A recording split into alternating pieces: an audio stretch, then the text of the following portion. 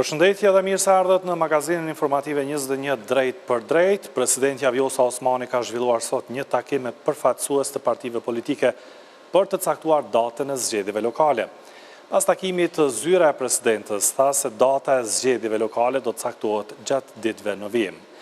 Gjatë takimit, presidentja Osmani ka dëgjuar qëndrimet dhe propozimet e subjekteve politike, prandaj në ditët në vijim, konform përgjegjësive kushtetuese dhe ligjeve në fuqi, do ta caktojmë datën e mbajtjes së zgjedhjeve lokale, thuhet në njoftimin e presidencës. E përfaqësues të partive politike paraqiten preferencat e tyre për datën e mundshme të zgjedhjeve lokale. Lëvizjes vetëvendosje, ne paraqitëm qëndrimin tonë, që është jashtëzakonisht me rëndësi që zgjedhjet lokale të mbahen sa më shpejt aq më mirë. Tani nëse zgjedhjet shpallën nesër, është mundësi edhe data 5 tetor, por po ashtu edhe data 12 tetor apo data 19 tetor. Këto ishin 2 apo 3 data që u përmenden më së shumti. Në fakt, shumica e përfaqësuesve apo kryetarëve të partive politike ishin për 12 apo 19, ndonse qëndrimin e paraqesin ata vetë, por sa i përket lëvizjes vetëvendosje, qëndrimi ishte që sa më herët që shpallen aq më mirë, duke pasur parasysh që mund të kemi edhe ballotazh, prandaj edhe duke pasur në vëmendje motin e ftohtë dhe të tjera si këto që mund të vështirësojnë situatën, ne jemi të pajtimit që ato të shpallen sa më herët. Siç e dini, tashmë lëvizja vetëvendosje ka nisur me shpalljen e kandidaturave, gjithsesht aty ku udhëheqim në komunat të cilat ne udhëheqim, kemi bërë të ditur që vazhdojmë me kryetar të njëjtë, pra edhe në Dardan apo Kamenic me kryetarin Kadri Rahimaj, edhe në Podujev me kryetarin Shpejtim Bulliqi, edhe në Shtime me kryetarin Qemail Aliu, sot vazhdojmë me Gjilanin e kështu me radhë, pra shumë shpejt do t'i kemi të gjithë kandidatët për kryetarët komunave. Pra për vetëvendosjen është e rëndësishme që ky cikël të përmbyllet për të nisë apo për të vazhduar me procedura tjera me listat zgjedhore për asamble komunale. Prandaj nëse keni pyetje, unë jam e hapur. Tashmë presidentja me dekret e shpall datën e zgjedhjeve, sipas asaj që ishte në diskutim, është që duhet të konsultohet edhe KQZ-ja, për faktin se sipas informacioneve që i kemi, ata janë në përgatitje të disa rregulloreve përkatëse për zgjedhjet lokale, prandaj që të jemi në një linjë, që të mos ketë asnjë problem në këtë drejtim dhe që të zbatohen sa më strikt rregulloret që ndjeren nga ana e Komisionit Qendror të Zgjedhjeve. U tha që do të ketë edhe një konsultim me KQZ-n, por natyrisht që kjo tashmë është në dorë të presidentit. Secilin prej kandidatëve apo kandidateve do ta bëjmë publik me kohë, me radhë, sikur e kemi bërë deri tani. Pra edhe një herë me radhë, me kohë, secilin. Ishte një ide që të vazhdojmë që të shpallen zgjedhjet të dyja, edhe ato të jashtëzakonshme, edhe bashkë me ato lokale. Qëndrimi jonë është për neve është rëndësishme që të konstituohet kuvendi, të votohet qeveria, por nëse sot ka qenë e 18-a seancë prej një majit, pra prej kur ka filluar propozimi për komisionin për votimin e fshet, nuk ka vullnet, atëherë ne nuk po shohim zgjidhje. Për neve gjitha datat janë pranueshme, por preferenca ynë do të ishte sa më herët ose 2 datat që i kam propozuar si preferencë, pa i përjashtu tjerat janë data 19 tetor apo 12 tetor. Besoj që presidentja ka marrë parasysh, nuk ka shumë dallime të pjesa datave, as nga partitë e mëdha parlamentare, as nga ato minoritare, dhe pres që në ditën vijim të dekretohet edhe kjo datë, e cila do të na mundsonte pastaj edhe afatet e tjera për shpalljen e kandidaturave të kandidatëve për kryetar në gjitha degët ku garojnë. E para punës ajo që dëshiroj t'ju theksoj dhe që vërtet nuk ishte as pak e mirë, është fakti që nga gjitha partitë e ftuara, vetëm kryetari i lëvizjes vetëvendosje dhe kryetari i listës serbska munguan apo e bojkotuan këtë takim. Mendoj që një takim kaq i rëndësishëm që mbahet në janë 4 vjet, do duhet të ishte prioritet, siç është prioritet për neve, por në këtë rast duket se bojkotimin në takimin e presidentes e bën vetëm Albin Kurti dhe Zlatan Elek. Unë nuk po pretendoj që ata e kanë bën marrëveshje, por vërtet lënë të një shije të keq që kjo mungesë. Sa i përket zgjedhjeve përgjithshme, ju e dini, ne jemi në blokadë institucionale dhe kjo blokadë është pikërisht për shkak të kryenetësisë dhe mentalitetit imponues autoritar të lëvizjes vetëvendosje, e konkretisht të propozimit të zonjës Alberina Haxhiu për kryetarin e kuvendit, e cila, siç ju kam thonë qysh në fillim, as si ka e as do të ketë votat për më bë kryetar e kuvendit. Dhe mbajtja e zgjedhjeve të parakohshme brenda një procesi kushtetues, edhe nëse nuk është zgjedhja e parë as e partive as qytetarëve, mund të bëhet e domosdoshme. Qëndrimi ynë si PDK, ju e dini, ka qenë i ditur, unë kam shku edhe një haptutje, i kam pas propozu edhe datat e mundshme mbajtjes së këtyre zgjedhjeve, por tashmë nuk është e mundshme, unë nuk e shoh të mundshme që zgjedhjet mbahen në të njëjtën datë. Sepse afatet kushtetuese janë kokëfurta, ne s'mundemi me e adaptu e as me interpretu kushtetutën jashtë afateve. Po, a mundemi me zgjedhjet më hershme, para zgjedhjeve lokale, në kuptimin teorik e mundshme është.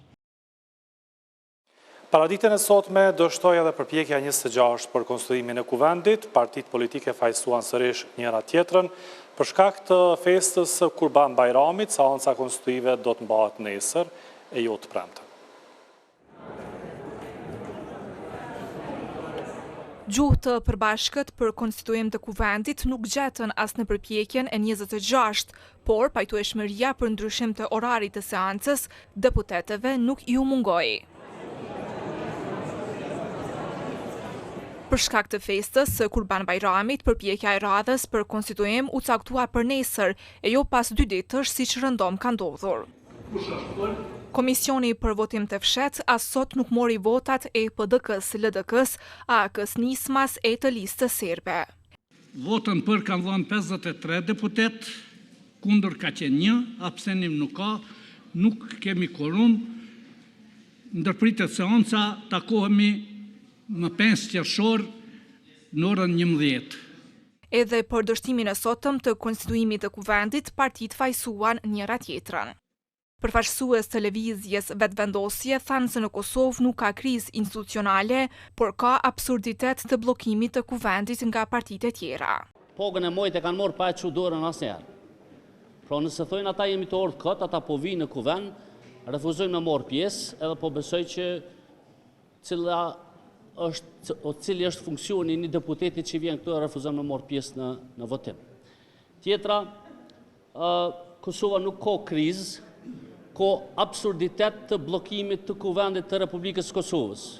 Veç t'javë kujtoj, qytetarët e dinë që kuvendi ka pas blokada në të kaluarën, po ka pas një kauz mbrapa. Ne kemi bloku duke po me ndollë gjykatën speciale, duke këshur me ndollë zajednicën. Këta kanë bloku për Albulenën. Por sipas përfaqësuesve të PDK-s, Kosova po përballet me lloj-lloj krizash për shkak të bllokadës së krijuar nga lëvizja Vetëvendosje.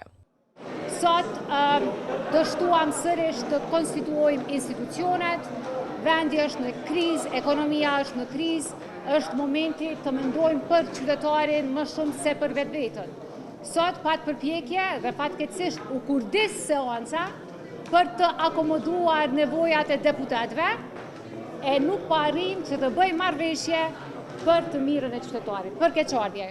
Edhe deputetë AK-s ju kundërpërgjigjen akuzave të lëvizjes Vetëvendosje, duke thënë se nuk mund të votojnë për shkelje kushtetuese. Nuk e di për çfarë kauzash po flet deputeti, po flet për zajednicën të cilën këta e kanë pranuar, që është nënshkruar, e kanë pranuar publikisht dhe dihet, kanë bërë koncesione me tokat e manastirit të Deçanit që po deklarojnë gjithë për interesat e partive, ndërsa këto prolla unë nuk e besoj që i besoni as ju, po as qytetarët. Kalimi i votimit, prej votimit të hapur në votim të mbyllur është antikushtetues. Ndërkaq kryetari i Nisme Socialdemokrate Fatmir Limaj, i cili pas seancës ishte i afërt me deputetin e EVV-s Agim Batiri, tha se Kosova shumë shpejt do t'i ketë institucionet e reja. Je nevojë për me mujt me bind për Mitrovicë. Jo, edhe është jo të prezentuar për një kurban të në prej. Një kurban të në prej më këthe pozita marë, më lutë për ta, për kuvendit. tash sa kohë janë zhvillimet e njëjta. S'ka dilemë që qytetarët e Republikës Kosovës presin sa më shpejt ndërtimin e institucioneve. Edhe më besoj që ngadalë po ofrohet koha dhe besoj shumë shpejt Kosova do të ketë institucionet e veta, shpresoj. Seanca për konstituimin e kuvendit ka nisur që nga 15 prilli, ndryshimi i formës së votimit nga i hapur në të mbyllur u bë më 1 maj pas 6 dështimeve të vetëvendosjes për zgjedhjen e Albulina Agjiut, kryetare të kuvendit, me votim të hapur. Për zhvillimet e sotme në kuvend, zgjedhjet lokale dhe mundësinë që në të njëjtën datë të mbahen edhe zgjedhjet jashtëzakonshme parlamentare për shkak të blokadës në kuvend, flasim tani me analistin politik Adrian Zeqiri. Përshëndetje, zoti Zeqiri. Përshëndetje, Elirë. Atëherë, dështimi për ta konstituar kuvendin realisht nuk është lajm. Kjo po ndodh për herë të 26 dhe ishte e pritshme. Pra, lajm do të ishte nëse kuvendi sot më në fund do të konstituojë. Apo bëhet realisht normale një gjendje që në fakt është jo normale? Po, fatkeqësisht atë që pëthu ti është e vërtet, tani më jemi normalizu me një gjendje jo normale. Aja që ka shije qartë nga që ka pëndodhë është se si duket asnjëra prej partive politike nuk ka ndërmend që të lëshon pe, dhe se kjo situatë do të vazhdoj të mbetet e tillë përderisa gjykata kushtetuese ose nëpërmes mocionit i cili tani më është dërgu, apo nëpërmes një mocionit të ri që eventualisht presidentja e shtetit do të mund ta punonte dhe ta dërgonte atje, ta referonte, do të mund të kyçej. Përndryshe, pak ka shansa që partitë të lëshojnë pe prej pozicioneve tyre, para sa kemë vrejtur. Nëse shohim situatën aktuale, zoti Zeqiri, kur për herë të 26 dështon konstituimi kuvendit, ndërsa partitë vazhdojnë ta fajsojnë me akuza dhe kundër akuza njëra tjetrën, qytetari i cili ka votuar, po ndjet një farë forme i shpërfillur, i shohim edhe reagimet në rrjetet sociale, apo e normalizojmë pa përgjithësinë politike të tyre dhe më konkretisht a e shohin partitë qytetarin thjesht si votues për ta reatuar veten, ndërsa pas zgjedhjeve nuk u bëhet vonë as për institucionet dhe as për problemet e qytetarëve. Po është një dozë jashtëzakonisht e madhe e shpërfilljes krizave dhe seriozitetit të situatës. Unë ndëgjova përfaqësuesin e partisë më të madhe Lëvizjes Vetëvendosje, i cili thoshte se Kosova nuk është në krizë, gjithçka është normal, Kosova ka qeveri e kështu me radhë. Kjo është paksa kështu për mos më shumë me kuptu, sepse Kosova është në krizë ekonomike, gjithandej edhe me shtrejtimin e rrymës, edhe me procesin e integrimeve europiane, edhe me procesin e marrëdhënieve në bashkësinë ndërkombëtare kështu me radhë, është në krizë të thellë. Qeveria aktuale nuk ka mandat, është qeveri administratore, nuk ka mandat të plot, nuk mund të merr vendime të mëdha për të cilat nevojitet mandat i kuvendit, kështu që unë habitem me këtë nonchalance të cilën përmendet këtu dhe thuhet që gjithçka është në rregull. Është e vërtetë ajo që ka thua ti, mirë po sigurisht se kjo situatë e cila ka ndodhur tani më dhe është duke ndodhur do të ketë pasoja në kur të vjen koha te kutitë e votimit, dhe se unë mendoj dhe jam i sigurt që qytetari do të dinë ta ndëshkojë dhe ta shpërndan ose ta çon aty ku duhet ndëshkimin për një situatë të tillë. Dhe sot ndodhi një zhvillim interesant për interesat e deputetëve që të mos dalin të premte në kuvend për shkak të festës së Kurban Bajramit, u pajtuan ta zhvendosin mbledhjen për nesër, vetëm sa për ta përmbushur atë obligimin formal që u kërkon rregulloria. Si e lexoni këtë lëvizje? Është ky edhe një shembull tjetër i politikës që vihet mbi institucionin? Po, është e vërtet, këtu kemi të bëj, nuk kanë dashme apris që vetës festën e Bajramit, dhe se për këtë arsye e kanë ftu takimin ma herët. Kjo të regon edhe ato që u përmend edhe ma herët që ekziston një shpërfillje, një nonchalance për sa i përket opinionit publik, për sa i përket sensitivitetit të gjendjes, dhe se kjo vetëm se e tregon edhe ma shumë që këto parti politike, sidomos prej partisë së parë, e cila e ka dhe përgjegjësinë më të madhe në këtë rast, sepse është partia e parë, e ka numrin e votave më të mëdha prej qytetarëve të Kosovës, dhe ajo është në pozicion për të propozuar apo mos propozuar, për të tërhekur apo mos të tërhekur kandidat. Kështu që unë mendoj se është një shpërfillje dhe në rregull festa e Bajramit duhet festohet, mirë po obligimet shtetërore të cilat janë para deputetëve duhet të jenë mbi gjithçka, sidomos në një situatë krize në të cilën jemi tani. Dhe duket se pa një vendim të gjykatës kushtetuese, e thatë edhe ju rreth asaj sa kanë të drejtë deputetët që të kalojnë nga votimi hapur në atë të fshehtë, s'do të ketë lëvizje pozitive. Ju a jeni optimist që kushtetuesja do të japë zgjidhje kësaj bllokade, nëse mund ta quajmë artificiale politike? Po, fatkeqësisht nuk jam optimist me mocionin i cili është dërguar nga 10 deputet, ose saktësisht nuk e di, po disa deputet Kuvendit të Kosovës në gjykatën kushtetuese është kërkuar një lloj intervenimi i gjykatës kushtetuese, mirë po duke marrë parasysh jurisprudencën e kaluar të gjykatës kushtetuese ku ajo refuzon që të kyçet në merita të rastit, përderisa nuk kemi një vendim aktual. Unë dyshoj shumë që do të jetë i pranueshëm kjo lëndë për gjykatën kushtetuese.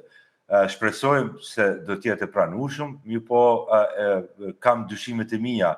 Mendoj se rruga më e sigurt për përfshirjen e gjykatës kushtetuese është prej zyrës së presidentit, dhe atë jo duke kërkuar opinion ose pyetje hipotetike nga gjykata kushtetuese, mirë po presidentja mund ta ngrisë këtë çështje duke e ngritur nëpërmes asaj që quhet si përzierje e pushteteve ose mosdefinim i pushteteve.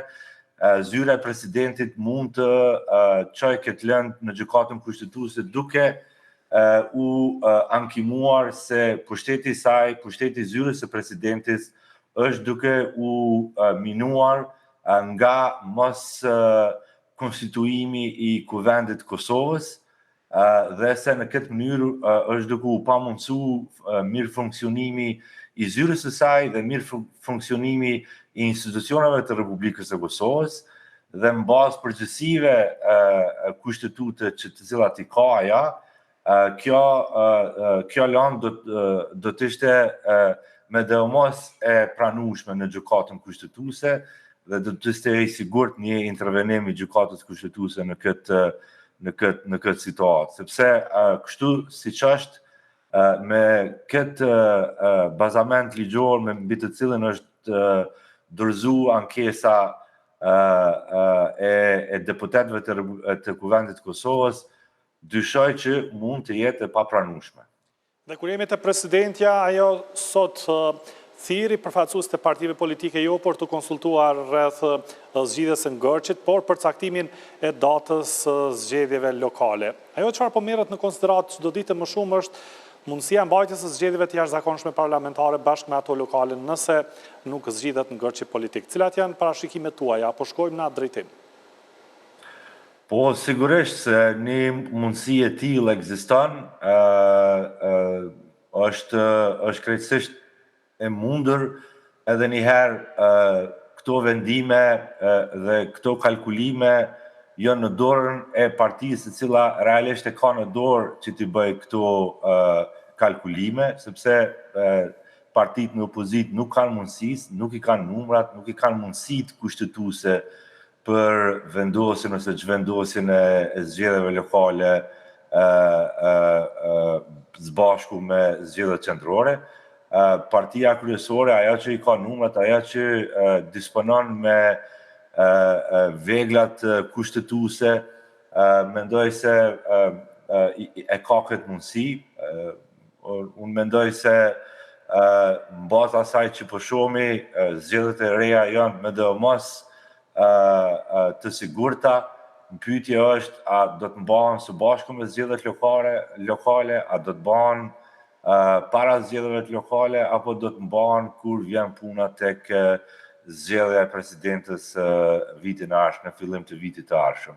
Mirëpo kjo qeveri me këtë konstelacion të forcave politike dhe me këtë mentalitet të partijës fituese, unë mendoj se gjithsesi se do të ketë zgjedhje, mandje as në zgjedhjet e ardhshme fatkeqësisht dyshoj shumë që do të jetë situata më në rregull. Pra mendoni se do të prodhojnë zgjedhjet e ardhshme të njëjtin rezultat? Mendoj se zgjedhjet e ardhshme do të mund që disa parti të ndëshkoheshin, disa parti të fitonin, mirë po jemi të folë për numra 3-4%, të cilat në esencë nuk bën ndonjë dallim të madh në raportin e forcave Republikën e Kosovës. Mendoj se skena politike e Kosovës, me këtë helmosje, e cila ka fillu prej vitit 2015-16 me rastin e asociacionit të komunave me shumicë serbe, me rastin e demarkacionit me Malin e Zi, ka qenë një helmosje tejmase e skenës politike në Kosovë, dhe se me këtë helmosje cila vetëm se është duke u rritur, nuk kemi pa një ulje të tensioneve politike në skenën politike të Kosovës që sa vite. Dhe se me këtë helmosje mendoj se gati se bante pa mundur që të kemi qeveri stabile. Ishte një abnormalitet në vitin 2021, kur vetëvendosja fitoi 51% të votave, sepse në një demokraci parlamentare, ajo çfarë është e jonja, ka rrallë herë ndodh që një parti të fitoj 51 vota, 51% të votave, dhe se ne do të kthehemi në ato rezultate standarde të cilat ekzistojnë gjithandej Evropës në partitë parlamentare, në demokracitë parlamentare, ku partitë fitojnë 27, 25, 30% të votave, dhe se koalicionet janë të domosdoshme. Sistemi jonë zgjedhor është i dizajnuar asisoj që partitë duhet të bashkëpunojnë në mes vete. Mirë po, gjua politike e cila është duke u përdor është totalisht jashtë kësaj logjike të një sistemi parlamentar proporcional çfarë është në Republikën e Kosovës. Pra ndonë se sistemi parlamentar i juni është krijuar në atë formë që të ketë koalicione për bashkëqeverisje, partitë politike po e kanë shumë të vështirë që ta arrijnë këtë. Pra ju e thatë më herët që mund të ketë votë ndëshkuese nëse mbahen zgjedhjet e jashtëzakonshme, pasi që partitë politike po i marrin këto vota që i kanë fituar gjatë zgjedhjeve të shkurtit si të mirëqena, pavarësisht zhvillimeve. Po, unë besoj shumë që partitë elektoratit do të ndëshkoj, nëse jo duke çu votën tek një parti tjetër, atëherë së paku me mos pjesëmarrje. E kur jemi të mos pjesëmarrja, partitë më të mëdha ndëshkohen më shumti kur ka një entuziazëm të pakt të elektoratit për të marrë pjesë në zgjedhje. Dhe se këtu më të rrezikuarat janë Lëvizja Vetëvendosje si partia më e madhe absolute nga zgjedhjet e kaluara dhe deri diku edhe PDK. Pra, zoti Zeqiri, ju mendoni se është dëmtuar besimi në procesin demokratik, sa që në zgjedhjet e ardhshme qofshin ato edhe të dyfishta, qytetarët të mos ndihen më të motivuar për dalë në votime? Absolutisht, unë mendoj se ekziston një zhgënjim me situatën politike, nëse del në qytet dhe bisedon me çdo kënd, kur përmendet situata politike, gjithkush është i zhgënjym, sepse nuk ka përparim, qytetari ka nevojë për adresë të qartë të përgjithësisë, për dikon që jep projekte të qarta, që merr vendime të qarta për përmirësimin e jetës së tyre. Kjo nuk është duke ndodhur momentalisht, sepse nuk kemi qeveri mandatare, kemi qeveri administratore dhe kryeministër administrator, kështu që gjithçka mbetet në një fluks dhe amuli dhe kjo shkakton gjithsesi zhgënjim, shto këtu edhe çështjen e ngritjes së çmimeve, inflacionin enorm, rritjen e çmimeve së rrymës dhe rritjen e çmimeve gjithandej kostos së jetesës. Mendoj se kjo medemos se ka shkaktuar një zhgënjim të madh tek qytetarët dhe në një situatë të tillë, edhe një herë po them, ma e lehta që mund të bëjmë këta një qytetar i zhgënjur është fare të mos marrë pjesë në procesin politik, sepse është i zhgënjur me krejt procesin politik. Dhe se në këtë rast vetëm nga kjo ndjenjë e cila është detyrimisht prezente dhe e prekshme tani më në opinionin publik në Republikën e Kosovës, këtu partitë më të mëdha pësojnë më së shumti. Dhe krejtësisht në fund, pra, rreth 4 muaj pas zgjedhjeve parlamentare, disa muaj në fushat, nëse realisht do të bëhen sërish zgjedhjet e jashtëzakonshme, do të ketë kohë pastaj edhe derisa të formohen koalicionet eventuale, a do të jetë, a llogaritet se mund të jetë një vit i humbur për Kosovën nëse shkohet sërish në zgjedhje? Po, Ilir, edhe njerë unë e thash ma herët, është një moskuptim i sistemit, kornizave sistemit në demokracie parlamentare në të cilët jetojmë. Ne jemi mësu prej partive politike të ndëgjojmë via të kuqe në një sistem parlamentar. Via të kuqe nuk ekzistojnë, sepse është vështirë që të mbahen vijat e kuqe kur kemi një sistem parlamentar. Marrëm rastin e Gjermanisë, e cila i ka lloj kombinime të koalicioneve për çdo cikël zgjedhor. Domethënë, partitë më të mëdha, herë njëra është udhëheqëse, herë tjetra është udhëheqëse, mirëpo jo në pushtet. Sepse është e pamundur që në një sistem parlamentar të ndërtohen vijat, po të ishte një sistem majoritar, siç është në Mbretërinë e Bashkuar, apo në Amerikë, apo një sistem i kombinuar proporcional dhe majoritar, atëherë do të ishte ndryshe. Kosova është sistem puro proporcional. Përveç asaj, nuk është as proporcional, sepse përqindja e votave e fituar nuk përkthehet me përqindjet të votave në ulse në kuvend. Ta zojmë, Lëvizja Vetëvendosje i ka 42% të votave, ndërsa i ka 40% të ulseve në kuvend. Do thotë është më pak se sa përqindja e votave e fituar, për shkak të ulseve të rezervuara.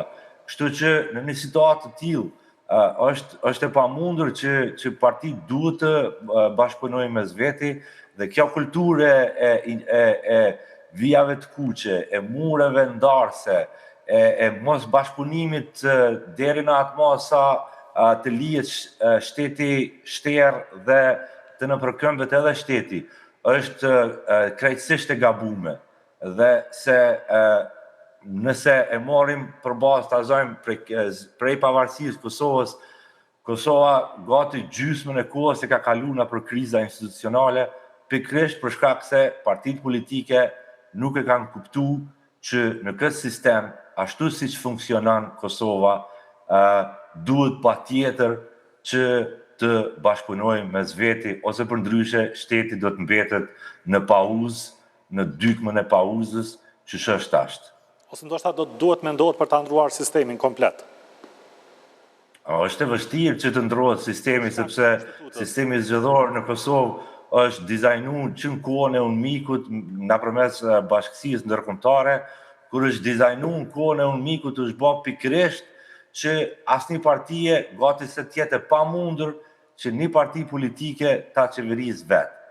Është i njëjti sistem logjik e cila është përdorur në krijimin e ligjit bazik në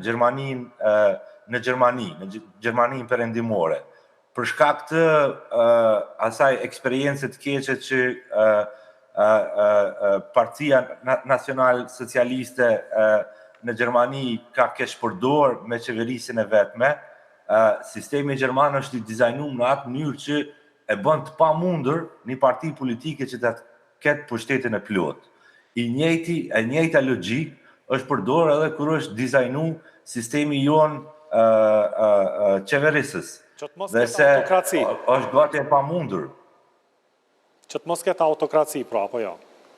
Po, sigurisht, për këtë arsye minoritetet gati se është gjithmonë janë në qeveri, partit e kanë shtirë me bërë shumicën, kështu që është një mos kuptim i thellë i qëllimit dhe i veprimit me të cilën sikur ta zojmë në një fushë të futbollit, dikush i bën rregullat asnjësoje që futbollistët të bashkëpunojnë mes veti, ndërsa futbollistët e tëra çka bojnë është inventojnë mënyra se si të mos bashkëpunojnë mes veti. Dhe këtu kemi një paradoks dhe këtë paradoks po e shohim sa herë që rezultatet zgjedhore nuk janë ose klima politike është e tillë që e pamundson bashkëpunimin mes partive politike. Le të shpresojmë që do t'i kuptojnë rregullat e bashkëpunimit të këtij sistemi parlamentar, partitë politike dhe të ulen në tavolinë të arrijnë marrëveshje për të bashkëqeverisur. Zoti Zeqirit, falenderoj shumë që u inkuadrua drejt për drejt në emisionin tonë. Faleminderit Ilir. Po. Biseduam me analistin politik Andrian Zeqiri, vazhdoni që ndronë me ne. Partia Demokratike e Kosovës ka akuzuar qeverinë në detyrë për përfshirje në korrupsion dhe krim të organizuar. Sipas tyre, blokada krijuar në kuvend po ua mundëson lëvizjes vetëvendosje të ikë nga, siç u tha, skandalet e njëpasnjëshme kriminale.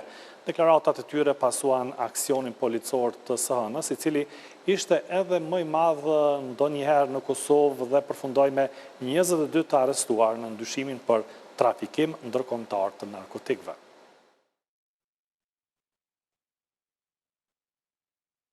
Partia Demokratike e Kosovës ka akuzuar Severin Kurti se është përfshirë në krim të organizuar. Deklaratat e saj pasuan një aksion të prokurorisë speciale dhe policisë të Kosovës. Në fillim javë, kur kapën një grup prej 22 persona është dyshuar për trafikim të narkotikëve, përfshirë drejtuesin e grupit dhe 2 afaristë të njohur për drejtësinë. Njëri nga të arrestuarit që dyshohet të jetë udhëheqësi i grupit në bazë të publikimeve në rrjetet sociale, dyshohet të ketë qenë i afërt me partinë në pushtet, lëvizjen vetëvendosje. Sipas publikimeve të fotografive në rrjetet sociale, ai shihet së bashku me ministrin në detyrë, Xhelal Sfesla, por edhe me deputete ish deputet të kësaj partie, deri te kryetari i saj, Albin Kurti. Ishte zëdhën si lëvizjes vetëvendosje Arlin Manxhuka, që mohoi çfarë do lidhje të dyshuarit Shemsi Batiri me partinë. Deputeti i Partisë Demokratike Rashid Çalaj tha se Kosova po përballet me nivele të larta të korrupsionit dhe të krimit të organizuar. Tash arrestohet eksponent i lëvizjes vetëvendosje, i pikës qyteti i vjetër të degës së Prishtinës.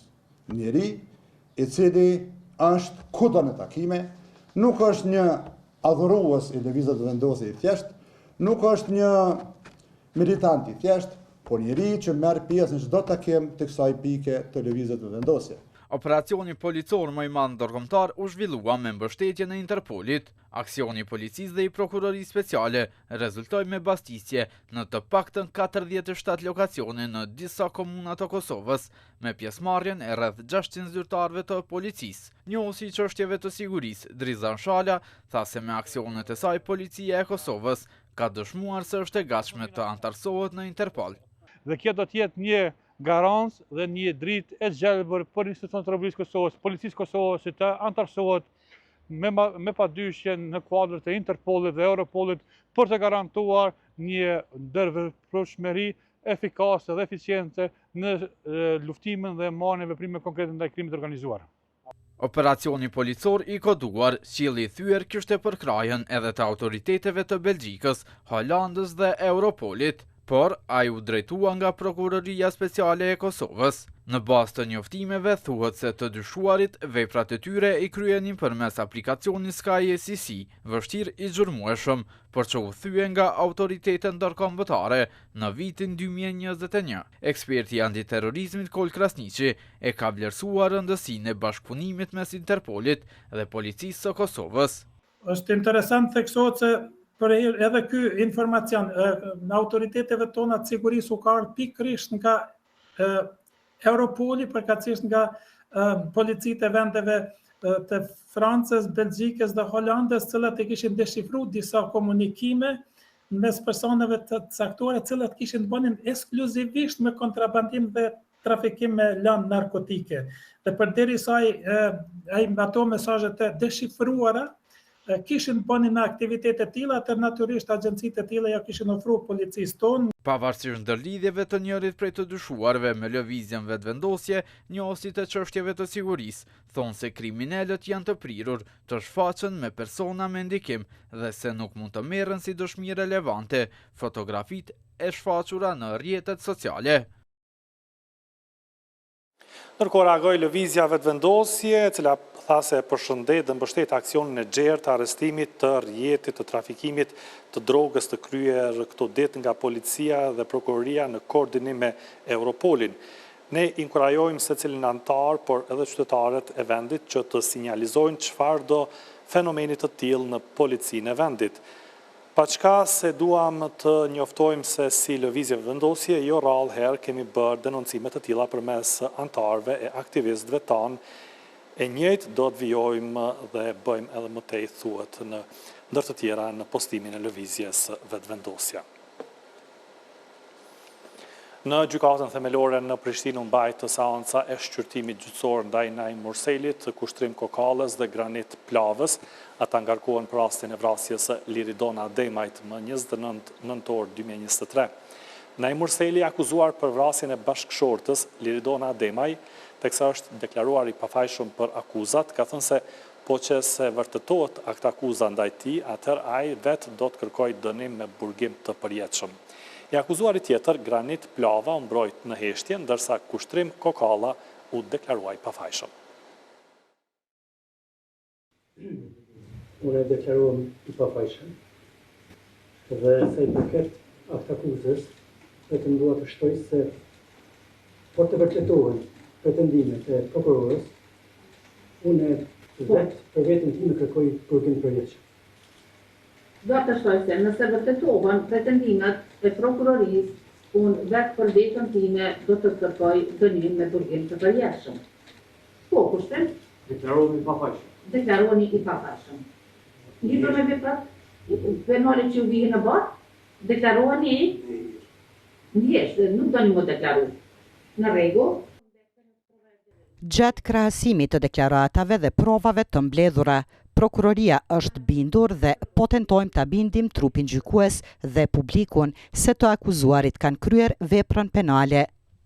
Aprovohet propozimi i mbrojtës së pandehurit Naim Murselit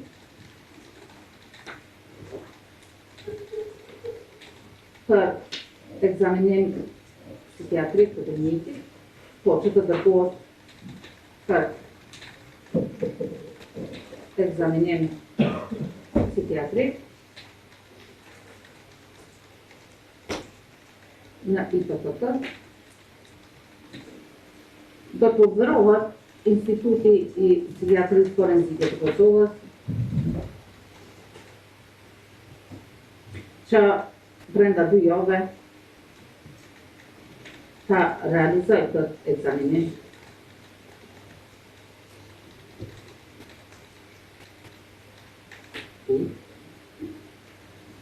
Me qenë se tani është aprovuar kërkesa e mbrojtëses për ekzaminim të pandemit në em. Këtë gjë në rakendim, sa në zasodin dhe pritet,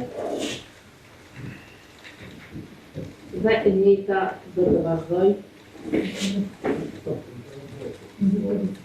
me do 2 korrekt në ora 13:10. Gjykata themelore në Prishtinë ka dënuar me 20 vjet burgim Orges Zhugollin, i akuzuar për vrasjen në Glamnik të Podujevës. I akuzuari Zhugolli ngarkohet se më 12 shtator 2023 në Glamnik të Podujevës kishte privuar nga jeta tani të ndjerin AZH për shkak të një konflikti që kishte pasur në komunikacion. Aktgjykimi u shpall të mërkurën nga kryetari i trupit gjykues Ertan Sejfullah. Sipas gjykatësit, ky dënim shqiptohet pas vlerësimit të rrethonave lehtësuese dhe rënduese, pasi vendimi është marrë me shumicë votash nga trupi gjykues. Mungesa e mos përkthimi shkresave të lëndës, telashe me dëgjimin e ftesave për palet, mungesa e përkthyesve, por edhe ekspertizës janë disa nga shkaktarët që kanë bërë që seancat të shtyhen në departamentin special të gjykatës themelore në Prishtinë, por edhe në degën në Graçanic. Kështu thot raporti efikasiteti gjyqësor në praktik dhe të drejtat gjyqësore në sistemin gjyqësor i bën nga Instituti i Kosovës për Drejtësi, sipas të cilit në departamentin special në Prishtinë kanë dështuar rreth 16% e seancave, ndërsa në Graçanic janë shtyr 14% e seancave. Drejtori ekzekutiv i Institutit Kosovës për Drejtësi, Ehat Miftaraj, vuri në pas i tha një përmirësim të gjendjes krahasuar me situatën para 10 viteve, ku 50% e seancave shtyheshin, ndërsa tani kjo përqindje ka rënë në 18%. Ne kemi parë që mbi 50% të seancave para 10 viteve janë shtyrë për shkaqe të ndryshme, ku kanë qenë mungesa vetë gjyqtarëve që kanë thirrë seancat, prokurorëve, avokatëve apo palëve. Sot më themi që kjo përqindje ka ra në mënyrë relative prej 12-13%, që është besoj një indikator shumë i rëndësishëm që tregon që tani më cilëta palet i kushtojnë më shumë rëndësi dhe administrimi i drejtësisë bëhet në mënyrë shumë më efikase. Gjithë probleme që i kemi në gjykatat me shumicë të shqiptare në pjesën tjetër të territorit, edhe në gjykatën themelore në Prishtinë, rastet në gjuhën serbe, por në Graçanic pothuajse janë të njëjtat probleme. Zëvendëshefi i misionit UNMIK-ut, Milberdon Gjanshin, tha se drejta për gjykim në gjuhën amtare është e drejtë themelore për gur themelin për qasjen në drejtësi, theksoi se çështja e përkthimit sidomos në gjuhën serbe kërkon adresim. Drejta për përdorur një gjuhë për pasur gjykim dhe procedurën e gjuhën amtare është drejtë fundamentale gjithandej botës, sepse është një gur themel i çësjes në drejtësi, posaçërisht për ata që nuk e flasin gjuhën e shumicës, e komunitetit shumicë, ku shanset zhvillohen. Atë është esenciale për të arritur edhe besimin e publikut tek gjyqësori, por edhe tek institucionet tona dhe ndërmjet njerëzve. Hulumtuesja në IKD, Arita Rezniqi, tha se shtyrja e seancave në departamentin special gjykatës themelore në Prishtinë më së shpeshti ndodh nga mungesa ose vonesa e përkthimit të shkresave të lëndës. Në kuadër të departamentit special në gjykatën themelore në Prishtinë, 97 seanca gjyqësore, prej cilave rreth 16.5% të seancave janë shtyr, dhe arsyet kur janë identifikuar në rastin e këtyre seancave tregojnë që mungesa ose vonesa në përkthimin e shkresave të lëndës në kuadër të departamentit special ka qenë arsyeja më e shpeshtë e shtyrjes së seancave gjyqësore në këto raste, ndërsa më pak raste, pra diku një rast është shtyr për shkak të mungesës së avokatëve mbrojtës, ndërsa 2 raste të tjera për shkak të mungesës së palëve të dëmtuara. Të gjeturat e raportit të Institutit Kosovës për Drejtësi me temën efikasiteti gjyqësor në praktikë dhe të drejtat gjyqësore në sistemin gjyqësor janë bazuar në monitorimin e 226 seancave të mbajtura në departamentin e speciales në gjykatën themelore në Prishtinë me gjykatën themelore të Prishtinës Dega Graçanic për një periudhë mbi 7 mujore. Ka përshëndetur promovimin e drejtave dhe livet e njerëzit.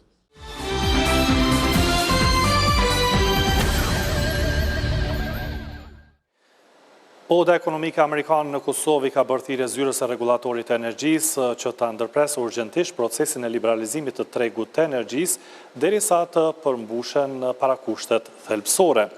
Paralajmërimet e përfaqësuesve të sektorit privat tashmë po bëhen realitet me që pak ditë prej kur ka hyrë në fuqi liberalizimi i tregut, të paktën 2 kompani prodhuese kanë njoftuar pezullimin e operacioneve duke përmendur kostot e energjisë elektrike dhe paqëndrueshmërinë e krijuar si arsye kryesore, ndërsa institucionet shtetërore janë informuar për këto zhvillime. Kjo konfirmon se liberalizimi, siç ka nisur të zbatohet, nuk është vetëm i parakohshëm, por po dëmton edhe aktivitetin ekonomik të Kosovës dhe klimën e investimeve, ka thënë Oda ekonomike amerikane. Kjo odë ka thënë se derisa liberalizimi mbetet një domosdoshmëri strategjike në rrugën e Kosovës drejt integrimit rajonal dhe në BE në fushën e energjisë, ka bërë thirrje që tranzicioni të menaxhohet me përgjegjësi, transparencë dhe me përgatitje nga të gjitha palët. Këto ishin gjitha materialet të përgatitura për emisionin e sotëm 21 drejt për drejt. Ju falenderoj që ishit me ne, miru pafshim.